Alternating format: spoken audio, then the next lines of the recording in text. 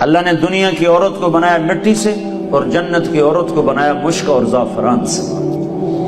وہ سورج کو انگلی دکھائے تو سورج اس کے سامنے نظر نہیں آتا، وہ مردوں سے بات کرے تو مردے زندہ ہو جاتے ہیں، زندوں کو جھلک دکھائے ان کے کلیجے پھٹ جاتے ہیں، دوپٹہ ہوا میں لہرا دے ساری کائنات میں خوشبو پھیل جاتی ہے۔ لیکن ایمان والی مٹی والی عورت اگر تقوی اختیار کرے گی تو اس جنت کی حور سے 70,000 گنا زیادہ خوبصورت ہوگی۔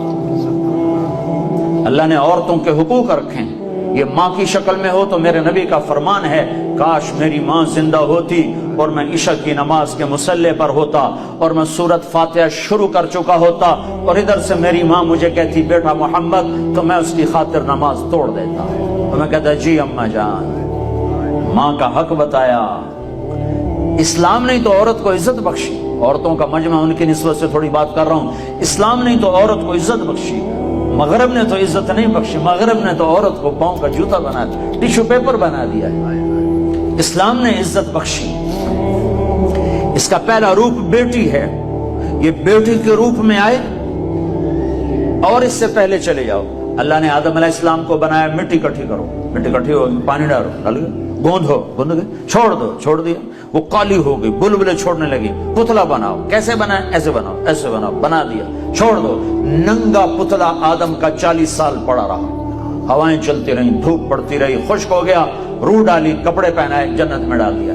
اگر اللہ چاہتا تو حوا کا پتلا بھی ساتھ بنا دیتا، مٹی اکٹھی کر کے گندھوا کے اور پتلا بنا کے ننگا ساتھ ہی ڈال دیتا، تو ننگا پتلا تو مرد کے لیے کشش کوئی نہیں، فرشتوں کو کیا ہوگی؟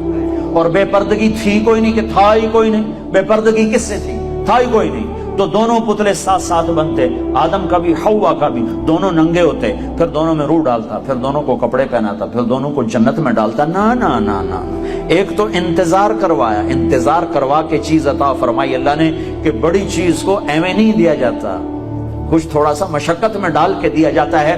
تو اللہ نے زندگی کا ساتھی آدم کو دیا، جنت آپ ہی دے دی، اور حوا کا انتظار کروایا، جنت کا انتظار نہیں کروایا، حوا کا انتظار کروایا۔ پھر مٹی نہیں اکٹھی کی، پتلا نہیں بنایا، پانی نہیں ڈلوایا، اور اسے ننگا نہیں ڈالا، بلکہ آدم کو سلا دیا، فرشتوں کی آنکھوں پہ پردہ ڈال دیا۔ جب آدم علیہ السلام کی آنکھ کھلی ہے تو اپنے پہلو میں ایک عورت کو مکمل لباس میں پردے میں پایا ہے۔ پہلے دن سے عورت کو عزت سے بنایا ہے، کہ آدم تیری پسلی سے نکالا ہے۔ ادھر الٹے ہاتھ کی پسلی سے کیوں نکالا ہے؟ کہ ادھر دل ہے، کہ عورت ہر روپ میں دل میں جگہ پکڑتی ہے، ماں، بیٹی، بیوی، بہن، دادی، خالہ، جس روپ میں ہے اس کا مقام دل کے قریب ہے، دل سے دور نہیں ہے۔ اور اللہ تعالیٰ نے آدم علیہ السلام کو انتظار کروایا، اور آدم علیہ السلام کو جنت اچھی نہیں لگ رہی تھی، کلے گھابرے پھر دے آئے،